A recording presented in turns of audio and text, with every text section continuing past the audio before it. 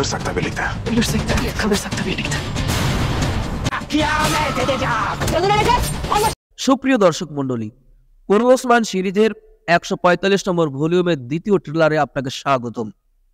বরাবরের মতোই আজকের ভিডিওতে আমরা দ্বিতীয় ট্রেলারকে সামনে রেখে চুলচেলা বিশ্লেষণ করার চেষ্টা করব।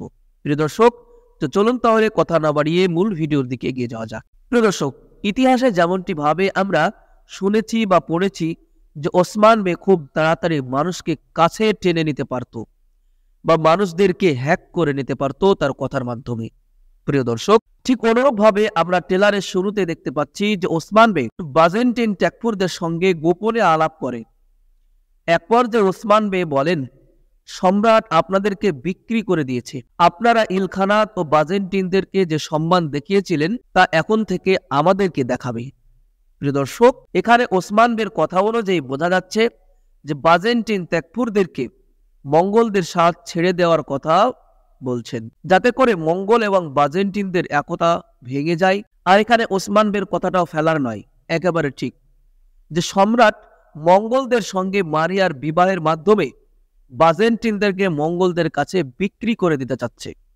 তো প্রিয় দর্শক, সব মিলে বুঝতে পারছেন ওসমান বে কেমন ভাবে শত্রুদেরকে হালছাড়া করবে। প্রিয় দর্শক, এখন প্রশ্ন যে বাজেন্টিন ট্যাকফুররা ওসমান বের সাপোর্ট করবে নাকি করবে না। প্রিয় দর্শক, এই বিষয় নিয়ে আমরা একটু পরেই আলোচনা করব।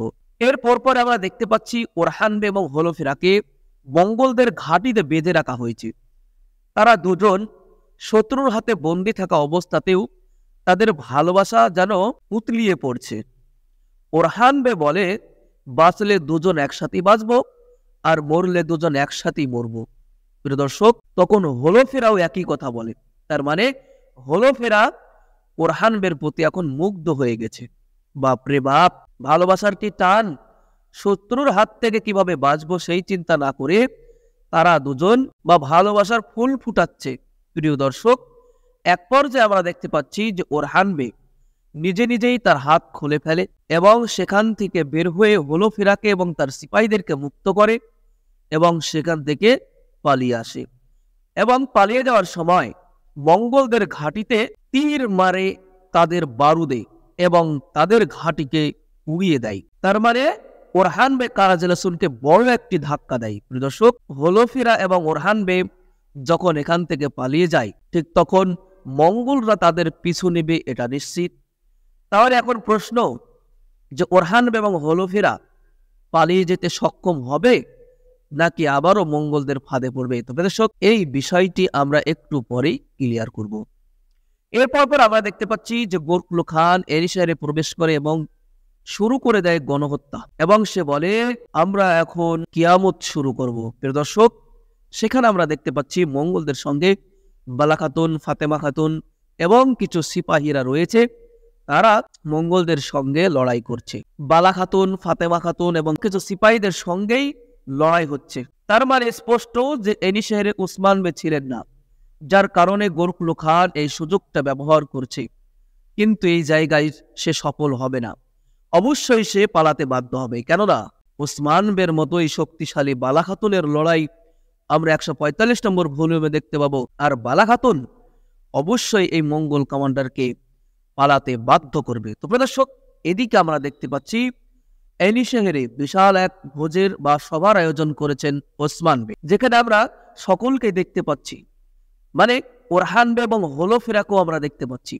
তার মানে স্পষ্ট হয়ে গেল যে ওরহান বে এবং হলফেরা মঙ্গলদের ঘাঁটি থেকে পালিয়ে আসতে সক্ষম হয়েছে, তাদেরকে আর পাকড়াও করতে পারেনি।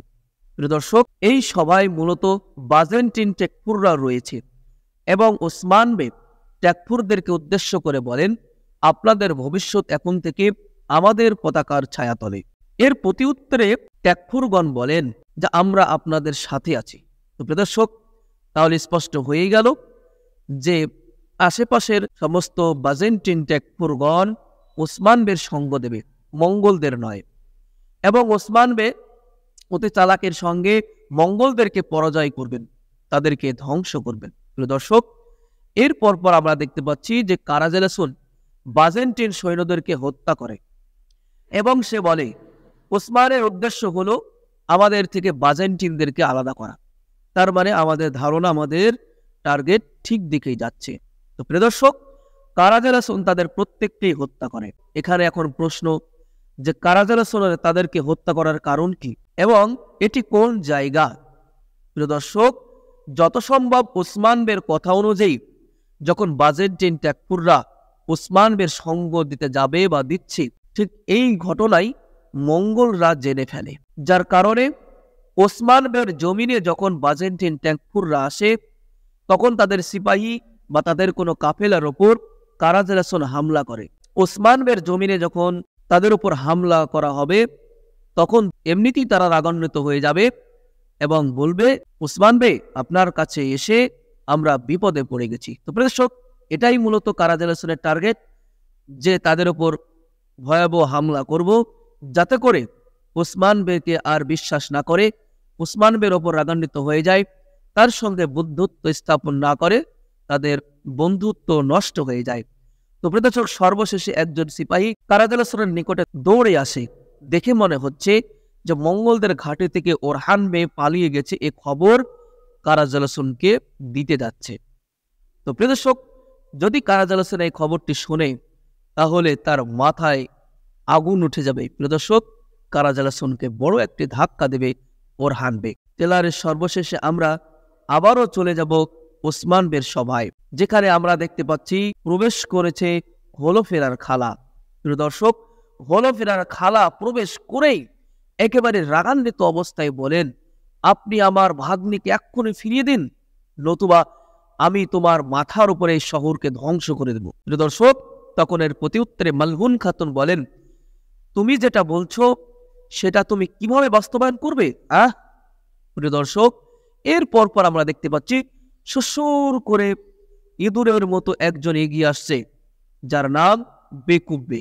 প্রিয় দর্শক, এই মাথামোটা বেকুব্বে বলেন যে আমার সাথে মিলে এটা করবে। প্রিয় দর্শক, ইয়াকুব্বে তার নিজের ছেলের সঙ্গে বিবাহ দেওয়ার জন্যই এই পরিকল্পনা করেছে। ইয়াকুব্বে যখন হলোফেরার দিকে হাত বাড়িয়ে বলে চলো যাই, ঠিক তখনই ওসমান বে তার হাতকে ধরে একবারে মুচড়িয়ে দেয় এবং ওসমান বে বলেন, আমার ধৈর্যের পরীক্ষা নিয়েন না ইয়াকুব্বে। ইয়াকুব্বে যখন খোঁজ নিয়ে দেখেন যে হলোফেরা বাজারে কয়েকদিন থেকে আসছে না, ঠিক তখনই খোঁজ খবর নিয়ে দেখে যে হলোফেরা ওরহান বের কাছে আছে। ঠিক তখনই ইয়াকুব্বে হলোফেরার খালাকে সবকিছু খুলে বলে এবং বেশি বেশি করে উল্টাপাল্টা বুঝিয়ে তাকে রাগান্বিত করে দেয়, যাতে করে ইয়াকুব্বে তার ছেলে মেহমেদ বের সঙ্গে বিবাহ দিতে পারে। সর্বশেষে একটি কথা বলতেই চাই, আর সেটি হলো যে ওরহান বে এবং হলোফেরার ভালোবাসার মধ্যে যখন ওসমান বে মাথা ঢুকিয়েছেন, ঠিক তখন এর সমাধান অতি শীঘ্রই করবেন, আর এতে ইয়াকুব্বে কিছুই করতে পারবে না। তো প্রিয় দর্শক, এই হচ্ছে আজকের দ্বিতীয় ট্রেলারের বিস্তারিত আলোচনা। তো আজকের ভিডিও এই পর্যন্তই। পরবর্তী ভিডিওতে আবার দেখাবেন ইনশাআল্লাহ। আসসালামু আলাইকুম ওয়া রাহমাতুল্লাহ।